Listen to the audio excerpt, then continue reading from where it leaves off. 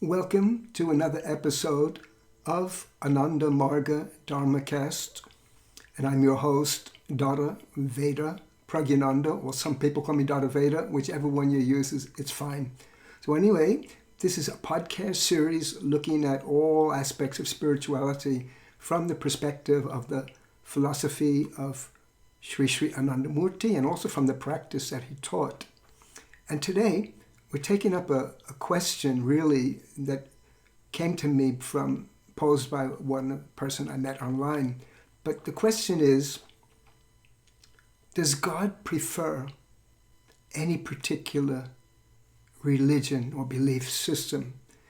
And the reason why we're doing this is because this particular one person asked me, he said, Dada, I've been brought up in a traditional Christian background, and then I learned through the internet about things like meditation and yoga and New Age things, all kinds of things. And now I'm confused because I have attachment to what I was brought up with, and so there's a conflict in his mind.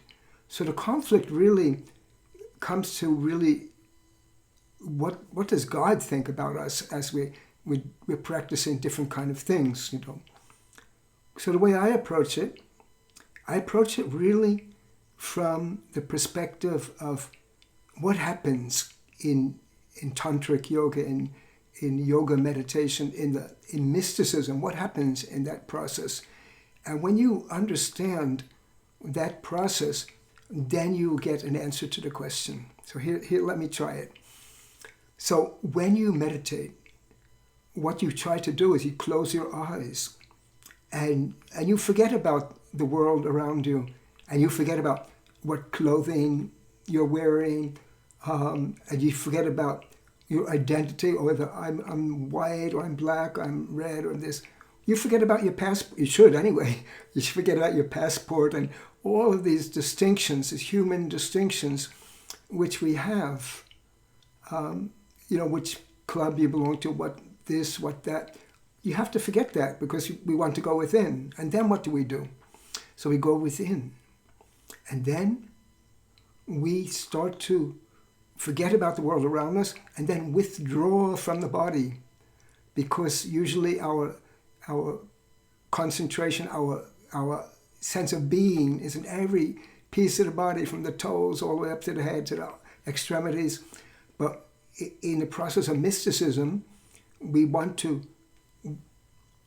bring our consciousness to one particular point, and then we withdraw from the connection with the body. So now you might be proud. I have a strong body. I have a weak body. I have a beautiful body. I have an ugly body. All kinds of things which people worry about. Now we forget we're leaving this body behind. However perfect it may be, or however imperfect it may be, we're leaving it behind. So we're withdrawing through the body up the chakras, and we're bringing the mind into one place. So we're withdrawing from the body. So there's no more white color, no more black color, no more any other skin color. And then we're taking the mind to one point. And that one point is surrounded by infinity, is surrounded by God, and that one point merges with God. That's the process of mysticism. We withdraw from all of these distinctions, and we make our consciousness one-pointed, and it flows towards God. And that flow towards God culminates in mystical union, in union. That's what yoga means, a union. So now think about this process now. So when I stand, and basically what you're doing, you're standing with God. You're standing in front of God. So you brought yourself to God. And God, I don't mean, a person in the sky, or anything like the different belief systems have, but really it's that supreme love. So you've withdrawn from all the distinctions of this world, and you stand now with that, in front of that, and try to unite with that supreme love. So now, when you reach that state, are you American? Are you Russian? Are you German? No. Because you start to think about that, you drop down from that state. Are you rich? Are you poor? No. And now we come even more. Are you Jewish? Are you atheist? Are you a Buddhist, a Jain, or any other religious denomination? Really? Are you wearing a Star of David? Are you wearing a cross? Do you have a sacred thread? There's no more, you're just a point. There's no place to hang a thread. There's no place to put a medallion. Really, you leave that behind, because this is the point here, that God doesn't see the distinctions that we see. You know, in the comic books, we talk about the powers of the superheroes. We say they have X-ray vision. So the X-ray vision of God is much more than to see whether a crook is hiding behind a wall, like Superman used to do. No, the X-ray vision is penetrating to the core of our being. That is all. That's what God sees. He doesn't see a Russian. He doesn't see an American. He doesn't see a rich person. He doesn't see a poor person. He doesn't see a handsome person. He doesn't see a disfigured person. He doesn't see that, because the penetrating vision of God is not like our human vision. So what that means is that we should not worry about how we were brought up, what religion, what we believe, and because not everyone can believe the same thing. So what happens if one belief system is right, that all the other people are doomed? This universe is teeming with life. Teeming with life. My guru once said that. It's informal, it's not printed, but he's mentioned that, and it's based on the philosophy of tantra. The universe is teeming with life. So suppose there are life forms on other planets, and they come down here, and then some fundamentalist says, "No, you're not. You didn't read our book. You're out." How can that be? Can it really be? No. So the penetrating X-ray vision of the supreme entity, supreme one, however you want to call him or her, and however you address, or whatever you name him or her or it or anything, that supreme vision is all penetrating and all accepting and all loving. So really, there's no conflict. There's no conflict, and God cannot prefer any nationality, any race, any religion. And you know what, I wrote a song about this recently, and when I mentioned it, God doesn't care what you believe, because God don't belong to any creed. So God is not a Christian, he's not Jewish, he's not Buddhist, he's not Hindu or atheist, Baptist or anything. No. And if you want to meet your God, that's what you have to shed those distinctions. And remember, you can't carry your diploma up to impress him. You can't carry your Phi Beta Kappa key or whatever honorary distinctions you have earned. No. You stand before God, I would say in your birthday suit, even more than your birthday suit, your soul is standing in front of God.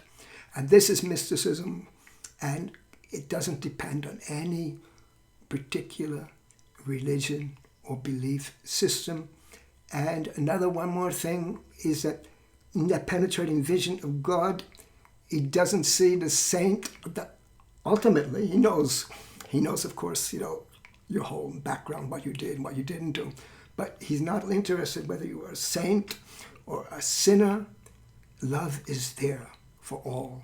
So the union with this love is really what yoga is about, is what mysticism is about. It's what all spirituality, whatever tradition it may come from, but in the essence, it's all one. It's bringing ourself to meet and to unite with that love. So this is how I understand it. So I wrote my song about it, which is being produced now, but it'll be coming soon. But in any case, the message is here. The message is now that there are no distinctions and there's no preferences, and we should go on without any kind of inferiority complex or superiority complex. So this is what I've at least come to understand after 50 years of this mystical practice, and I think it's correct. So try it out if you want, and if you want to know more how to practice it, just like I explained, then you go to any center. If you're watching on the YouTube, you see Ananda Marga. You go to any Ananda Marga center. You ask for practice. You ask for teaching. You'll get it. And if you can't find anybody, you contact me somehow. Tata Veda, you can contact me in many different ways to do that, and I will get you in touch with a teacher so you can practice. So you practice yourself, and you'll see. What am I saying? Is it true or is it rubbish? Or you'll see yourself. The proof is in the practice, really. So that's all I wanted to say, and I thank you for coming to listen. If you're listening on the podcast platform, this is called Ananda Marga Dharmacast, and it's available on all the podcast platforms like Google, Apple, and Spotify, and other ones too, or at its dedicated website, dharmacast.com, or you might be watching on the video here on YouTube. Whichever way, I thank you for coming, and if you're in any place where there's an opportunity to give it a rating or a thumbs up or a like or something like that, please do that. It will help other people to see this content, this message. And remember also, if you're in some platform, subscribe so you can get future episodes. So that's all I want to say, and I thank you for listening. I always close like with this, namaskar. It means I bring my hands to my head and to my heart, and I say namaskar. It means I salute you with my mind and all the love and cordiality of my heart.